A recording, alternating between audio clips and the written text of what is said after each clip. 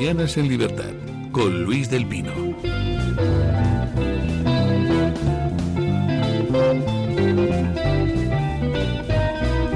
Bueno, 9:03 de la mañana, 8:03 en las Islas Canarias, y se incorpora a esta mesa de tertulia don Julio Borges. ¿Qué tal está usted? Bien, bien, buenos días, gracias. Don Julio Borges es venezolano, aunque reside en España, es abogado, es expresidente de la Asamblea Nacional de Venezuela. Don Julio ha coordinado la publicación de un libro que se titula La crisis espiritual de la democracia. Polarización, totalitarismo, relativismo, donde intervienen muchos autores, por supuesto el propio don Julio, también don Juan Miguel Mateus, Rudy Albino de Asunsao, Paola Bautista de Alemán. ¿Qué es este libro, don Julio? Bueno, ¿es un lamento o es una descripción entomológica? Bueno, ambas cosas. Cuando hablamos de crisis espiritual de la democracia, queremos hablar justo al momento actual, donde sentimos que la democracia en todas partes del mundo, no importa el país o la zona, se encuentra en un proceso de cuestionamiento muy grande. Y hemos hecho este estudio convocando a gente de todas partes del mundo. Son 30 autores de más de 12 países, y cada quien... Y de distintas tendencias políticas, ¿no? Bueno, yo diría que todos tienen un pensamiento más bien conservador, desde el punto de vista cristiano también, político. Y el prólogo, la única persona que es de alguna manera distinta en el sentido religioso es Joseph Weiler, que es el prologuista, que va a ser el primer volumen, que está acá. Pero hay gente como Rocco Buttiglioni, está gente como Ignacio Sánchez Cámara, José Antonio Marina en el caso de España, pero la idea es precisamente buscar las distintas miradas de la crisis, desde el problema de la inteligencia artificial, al tema de la educación, al tema de los sistemas políticos, al problema de la polarización, el problema migratorio, y presentar entonces esa visión, digamos, de muchos ángulos, de muchas visiones, para tratar de ver que el problema de la crisis de la democracia actual, que se vive en todas partes, aquí en España y en todas partes del mundo, si no hay una recuperación de los valores más básicos de lo que es la convivencia humana y el sentido del humano, pues la democracia va a ser una víctima muy clara en los próximos años. En España tuvimos una guerra civil en 1936, que en realidad pues era una guerra civil cantada, anunciada, porque ni a un lado ni a otro del espectro político creía nadie en la democracia, con lo cual mantener un régimen democrático cuando nadie, ni a derecha ni a izquierda, cree en el régimen democrático es imposible. Antes o después empiezan las bofetadas. Hace pues como 10 años hicieron una encuesta en Estados Unidos que era estremecedora. Decía que la mitad de los americanos pensaba que antes de 10 años habría una guerra civil en Estados Unidos. Lo recuerdo. Entonces, afortunadamente han pasado 10 años y todavía no hay una guerra civil, aunque no sé lo cerca que hemos estado, teniendo en cuenta que fueron 3 milímetros los que separaron a Trump de la bala que le quería matar, ¿no? Más cerca estamos, eso es la verdad. Bueno, pero ahí lo que anuncia, a mí me parece que es parte del problema central. Si uno pudiera dibujar esto como una historia, ¿qué podría decir uno? Bueno, hace varias décadas cayó el muro de Berlín, se pensaba que la democracia venía a gobernar el mundo entero, se hablaba del fin de la historia, como todos recordamos. Fukuyama, gran patinazo. Sí. Pero la verdad es que ha sido lo contrario. Ahora la pregunta es, ¿por qué ha sido lo contrario? Y yo creo que la respuesta sencilla es que antes teníamos al menos una base, un sistema de valores que compartía, por más que tuviéramos posiciones muy diferentes, había algunos elementos que se compartían y que eran no negociables, y eso estalló. Y al momento de estallar, entonces la democracia ya no es un lugar de encuentro o de consensos o de diálogo, sino es un campo de batalla, de enfrentamiento, de amigo-enemigo, de ruptura, de guerra, y esa es la transformación que ha habido en los últimos tiempos. Ahora, eso que puede ser normal, que la democracia sea agitación, sea enfrentamiento, no puede ser, digamos, lo que sea permanentemente la democracia. La democracia tiene que encontrar un espacio donde haya unos valores prepolíticos distintos al gobierno, previos al Estado, que sean el suelo sobre el cual se construye la democracia. Eso hoy no lo hay en ninguna parte. Pero ¿cómo hacemos para recuperar esos valores cuando una mitad, más o menos, de la población no cree en ellos? Ese es el problema. Es decir, al final el tema está en cómo nosotros planteamos, como estamos haciendo hoy, un debate, una conversación pública para que pueda haber una introspección o un debate sobre esos valores para que puedan ser un patrimonio de todos. Lo que hemos hecho es alejarlos de la podríamos conversación decir pública. que el libro es un aldabonazo para señalar que está en riesgo la propia democracia, que eso se debe a que faltan unos valores compartidos que son prepolíticos y que deberían impregnar la acción política, por ejemplo, el respeto al que no opina como tú, ¿no? Por ejemplo, Y claro. que, por tanto, pues habría que abrir el melón, empezar a debatir y ver qué demonios ha fallado en los últimos años para que haya tanta gente que está dispuesta a considerar normal, por ejemplo, que le peguen un tiro a un orador conservador como era Charlie Kirk en Estados Totalmente. Unidos. Y añadiría dos cosas importantes. Una, si tú mencionabas las encuestas, pero si ves las encuestas en Europa y aquí en España también, sobre todo los jóvenes, si le preguntas qué prefieren, libertad o seguridad, prefieren seguridad. Es decir, la libertad ha pasado a ser un tema que no es tan importante en función yo pueda tener confort o pueda tener algún tipo de seguridad. Y eso no solamente en España, en Europa, en Estados Unidos es igual y en América Latina. No, por ejemplo, en América Latina, América Hispana, perdóneme, América no me Hispana. gusta de usar el término América Latina, en Iberoamérica, si quiere usted. Tenemos un ejemplo muy bonito, el de El Salvador, donde un señor llamado Bukele pues ha hecho algo que es establecer un sistema de emergencia, un estado de emergencia en el país que dura ya muchísimos años, y aplicando esas medidas absolutamente excepcionales, constitucionalmente hablando, ha logrado acabar con la criminalidad y transformar El Salvador en uno de los países más seguros del mundo a cambio de negar libertades básicas a los salvadoreños. Y yo, comentando el caso de Bukele, no sé si estará usted de acuerdo con lo que yo voy a decir, yo decía que me parece inadmisible desde el punto de vista democrático lo que hace Bukele, pero que si viviera en El Salvador votaría a Bukele. Ese es un ejemplo fabuloso. Y la gente piensa, habla y lo dice así. Es decir, prefiero poner de lado la libertad y apostar a esta seguridad de poder caminar en la calle. Ahora, el problema es si todo se queda allí y no hay una evolución a devolverle la libertad a la gente, que es la tarea pendiente en El Salvador, porque Bukele se ha venido religiendo por encima de la Constitución, de manera que ese ejemplo me parece clarísimo. Y añadiría además otro tema para ponerlo en la conversación más grande, que es que también vivimos en una época donde el orden europeo, después de la Segunda Guerra Mundial, también se dinamitó, y estamos en lo que pareciera ser una época neoimperial, es decir, China toma el poder como quiera, Rusia toma el poder y los países como quiera, y Estados Unidos ahora habla de Groenlandia, habla de Panamá, del Golfo de América, etcétera, también asumiendo una posición en la cual la democracia es la primera víctima porque llegamos a la ley del más fuerte, que es esa visión neoimperial de las relaciones internacionales, con lo cual ese orden que se construyó después de la Segunda Guerra Mundial, que era un orden europeo de democracia, diálogo, posibilidad de consenso, hoy por hoy está haciendo aguas y para Europa representa también una alarma encendida existencial y de enorme calado. Bueno, pues como ven ustedes, queridos oyentes, don Julio Borges plantea en su libro, que es una obra coral con 30 autores, ¿no? 30 autores, 12 países. Coordinado por don Julio y por otros de esos autores, plantea el problema de que estamos en estos momentos en una crisis de la democracia, crisis que se debe pues a que no existen valores compartidos ya en la sociedad, y por tanto es una invitación el libro a abrir el melón y a empezar a discutir sobre qué podemos hacer para recuperar esos valores compartidos y qué valores compartidos podrían ser, ¿no? Les recuerdo el título del libro, La crisis espiritual de la democracia, polarización, totalitarismo, relativismo. El coordinador de la obra es don Julio Borges y la editorial es Secotia, y lo pueden encontrar ustedes en cualquier librería del ramo o en online, pues a través de Casa del Libro, de Amazon.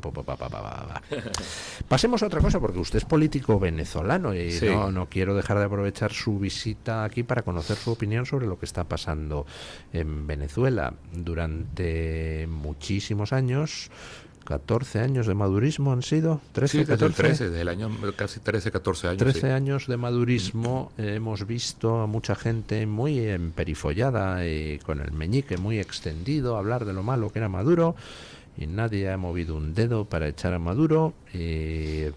Realmente al revés, lo que han hecho muchos políticos de esa Europa que usted dice que ahora mismo pues entra en crisis, lo que han hecho muchos políticos europeos ha sido ayudar bajo la mesa, mientras fingían apoyar a la oposición, ayudar bajo la mesa a que Maduro consolidara su poder. Y ha tenido que llegar un señor, pues hombre, al que le critican mucho, me insultan con todo tipo de creativos comentarios, que se llama Donald Trump.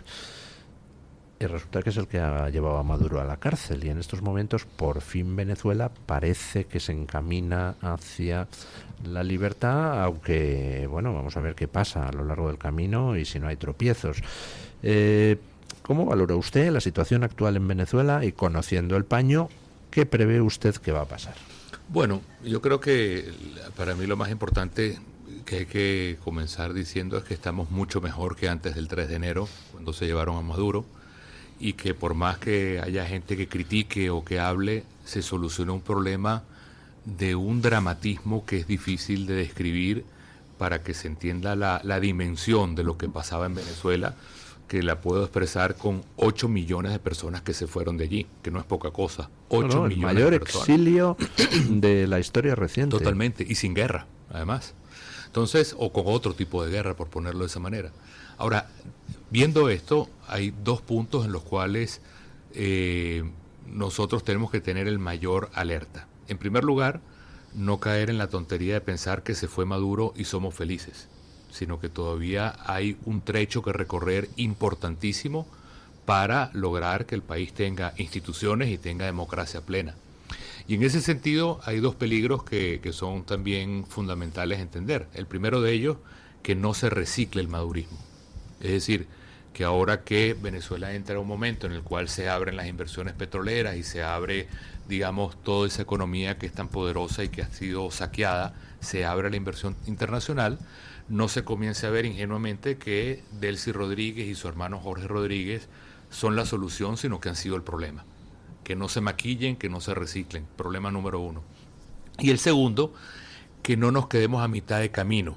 Es decir, que esta reforma económica que ha comenzado con muchísima potencia no quede a mitad de camino y no se llegue a la transición democrática, sino que se piense que con la economía basta y que con eso nos podemos conformar. Esos dos temas a mí me parece que son fundamentalísimos, que los venezolanos los adoptemos con mucha fuerza y que el mundo entienda que nos debe acompañar a que estos dos procesos ocurran. Tengo la sensación, corríjame si me equivoco porque usted sabe mucho más que yo del tema, pero tengo la sensación de que las intenciones de Trump y de Marco Rubio son efectivamente llevar a cabo una transición en Venezuela, y que lo que están haciendo es utilizar al propio chavismo para desmontar el chavismo.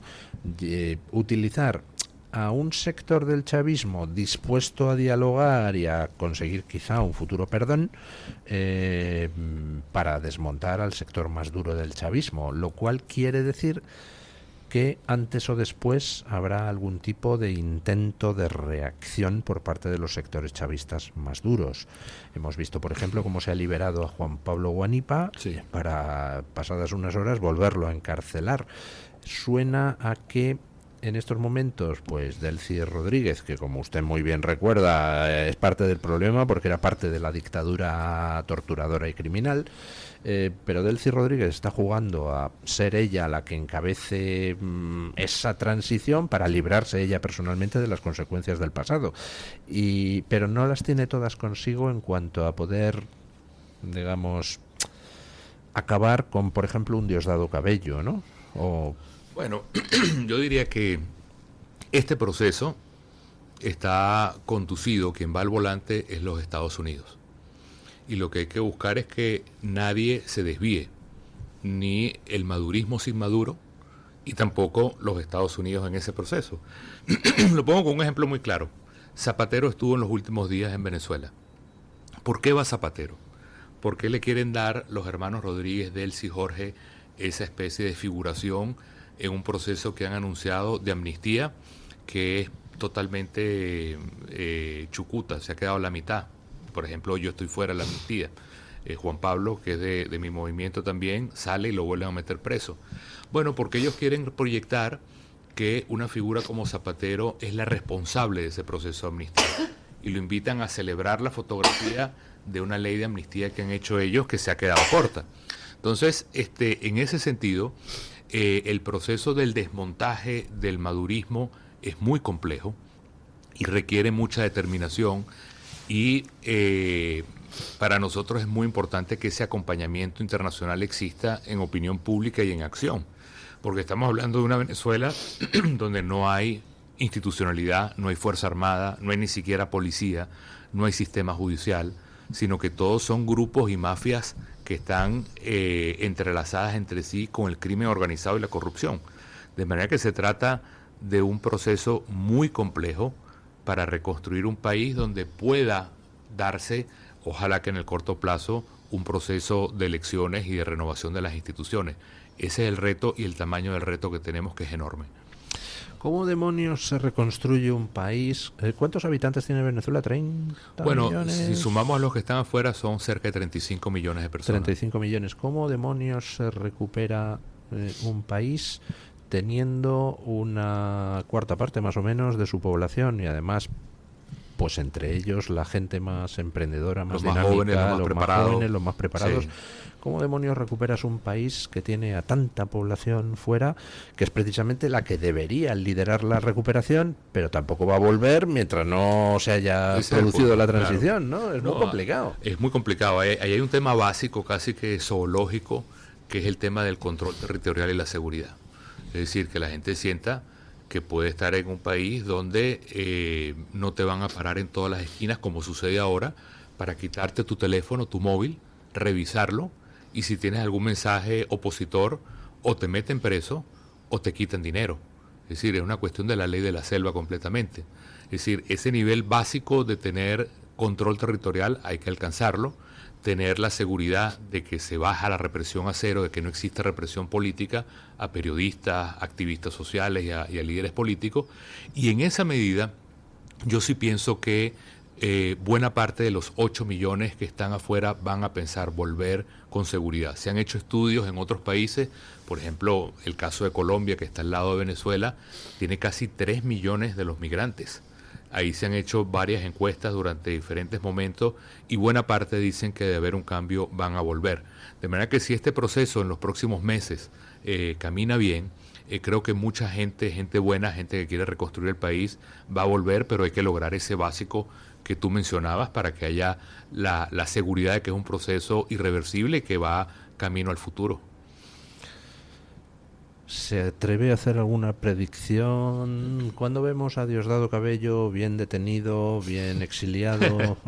Bueno, yo creo que hoy Diosdado Cabello está cumpliendo un papel que los Estados Unidos le ha puesto, que es el de ser el que aguante, el que sujete a una cantidad de fuerzas. Allá hay grupos paramilitares y parapoliciales que tienen armas y que pasean por las calles todo el tiempo. Buena parte de esos grupos los maneja hoy por hoy Diosdado Cabello. El mismo tema de la Fuerza Armada está fracturada, está hecha a pedazos, está corrompida. Eso también es parte del tapón que tiene que representar en este momento el señor Diosdado Cabello. Y lo importante va a ser ese proceso, cuando todo esto cambie, cómo lograr un cambio sin impunidad y que haya un cambio sin justicia, con justicia pero sin impunidad. Eso es uno de los retos más importantes a futuro también.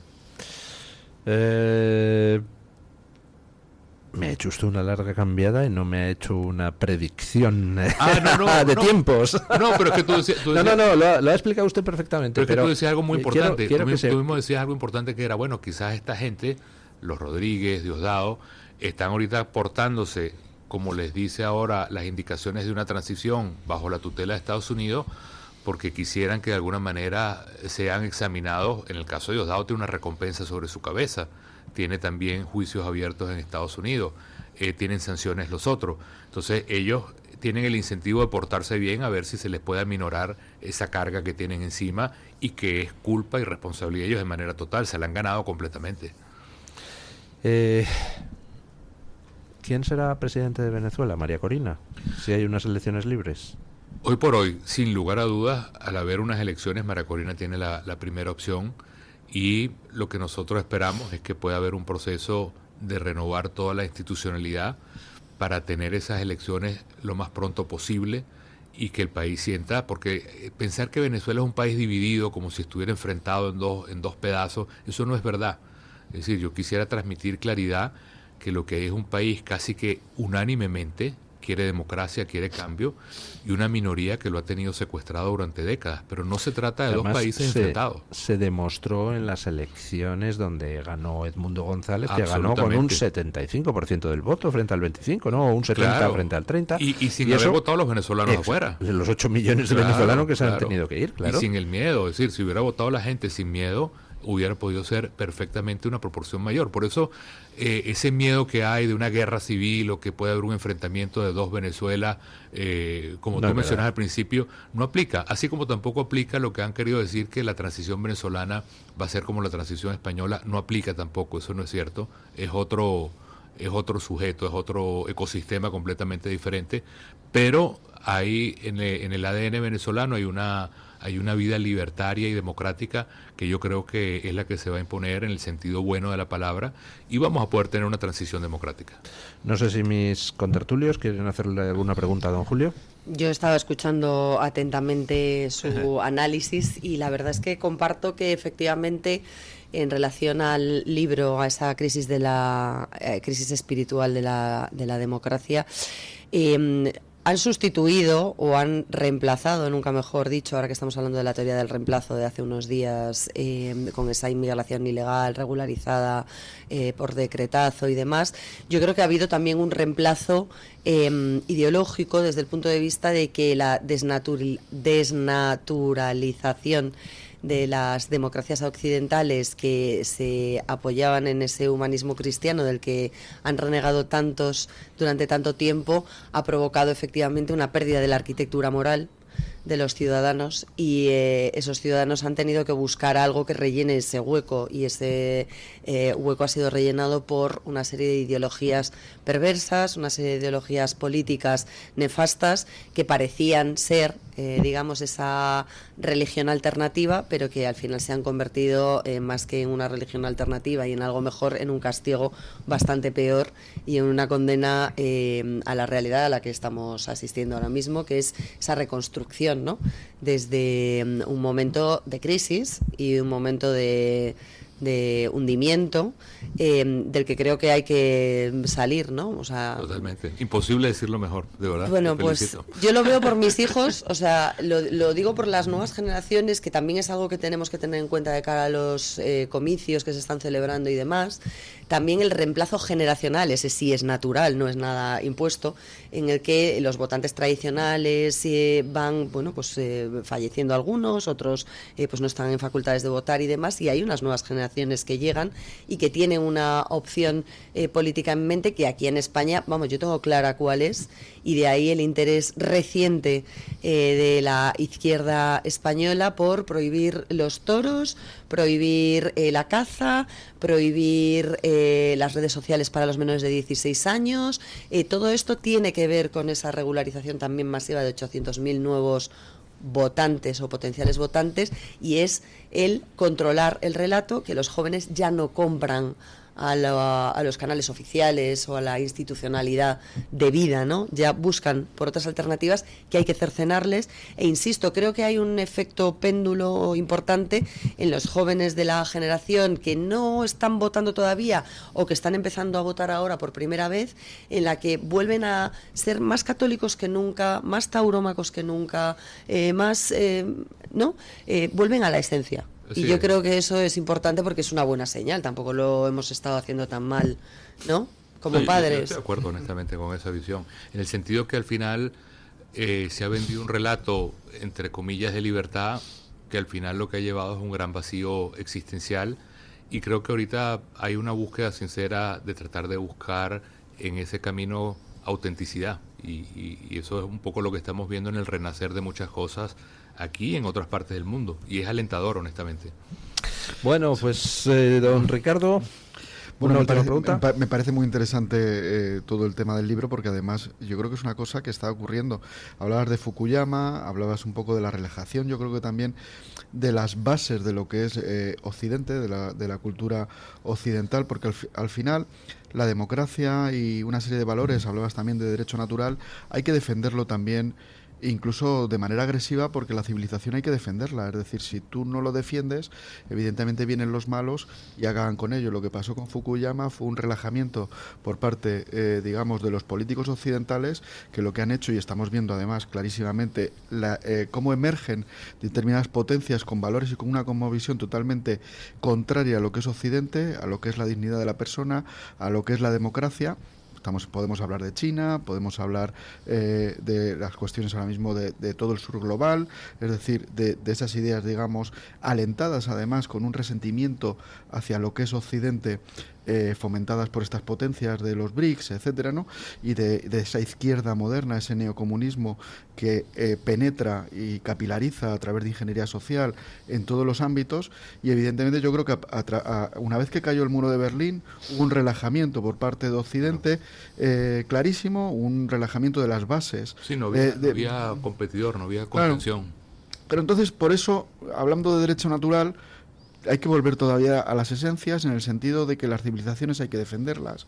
Claro. Como lo que decía Séneca, ¿no? De la vida es milicia, es decir, o que la política es la guerra por otros medios, en el sentido de que hay que ser contundente. Para defender una civilización, la dignidad de la persona, las libertades, lo que no puedes hacer es relajarte, porque evidentemente el contexto que se creó en Occidente después de la Segunda Guerra Mundial da lugar, pues evidentemente, a que se defiendan las democracias, etcétera, pero en el momento que pasan 60 años hay un relajamiento. En el momento que cae en el muro de Berlín y lees cosas como las de Fukuyama y dicen no hay que preocuparse porque va a haber una paz perpetua, etcétera, no. Sí. Entonces, cierta agresividad a la hora de defender los valores de lo que hablaba usted, en el sentido del derecho natural, de los valores de Occidente, dignidad, en claro. qué consiste la cultura occidental, hay que combatir. Es decir, Totalmente. no vale relajarse, porque es verdad que esa complacencia de determinados políticos que decían que defendían el humanismo cristiano y tal, se han relajado de tal manera, han dejado penetrar otras ideologías que en un momento dado estamos viendo que lo que están haciendo es acabando con nuestra forma de vida, con nuestra cosmovisión. Si queremos defender nuestra cosmovisión, si queremos defender Occidente, si queremos defender la dignidad de la persona, tenemos que ser también agresivos a la hora de defender los principios que constituyen la cultura occidental. Totalmente. Por lo tanto, aunque parezca a veces que determinadas personas, puede ser J. D. Vance cuando dio su discurso en Alemania, o el señor Trump, o Marco Rubio, etcétera, me dicen, bueno, estos señores están diciendo unas cosas. Pues yo creo que esas cosas lo que ayudan también es a que a la gente le dé vueltas a la cabeza. Totalmente. Y que empiece a reaccionar, y Occidente debe reaccionar. A mí me Y da la yo impresión, con lo que tú dices, estoy totalmente de acuerdo, que la gente se escandalizó con lo de Vance y Trump sobre Europa, pero es que al final lo que dijo, no sé si ustedes están de acuerdo con lo que voy a decir, ustedes están dejando de ser Occidente y estamos asumiendo nosotros entonces la defensa de Occidente, Estados Unidos. Exactamente. Es decir, Europa, que fue el crisol de todos estos valores que han hecho posible la democracia, los derechos humanos, la democracia además como valor universal, ya lo puso de lado y le toca entonces a Estados Unidos, es lo que han dicho ellos, defender lo que ustedes no han sido capaces de defender. Bueno, lo dicen hasta incluso en su estrategia, digamos, militar, es decir, la decadencia civilizatoria de lo que es Europa, hay que recuperarlo. Decía Oswald Spengler que las libertades que tanta sangre costó conseguir, ahora a los nietos de los que las consiguieron no se les puede obligar a utilizarlas, ni siquiera amenazándoles con el castigo. O sea, la gente pasa de las libertades que consiguieron sus abuelos y efectivamente se relaja. Claro. Bueno, don Julio, muchísimas gracias. gracias. Felicidades como venezolano que es usted por la esperanza, la puerta de esperanza que se abre en Venezuela. ¿Sabe usted para qué sirvió el 3 de enero, el día de la detención de Maduro aquí en España? Pues para que se le cayera la careta a mucha gente de la izquierda que te habla de cómo hay que traer inmigrantes desde fuera, pero el día en que los inmigrantes venezolanos salieron a las calles de España a celebrar la caída de Maduro, entonces empezaron desde la izquierda española a pedir la expulsión de los venezolanos. Sí, y a llamarlo gusanos, etc. Sí, sí. Increíble. O sea, tremendo. Bueno, muchísimas gracias, a don ustedes. Julio. Recordamos los datos del libro.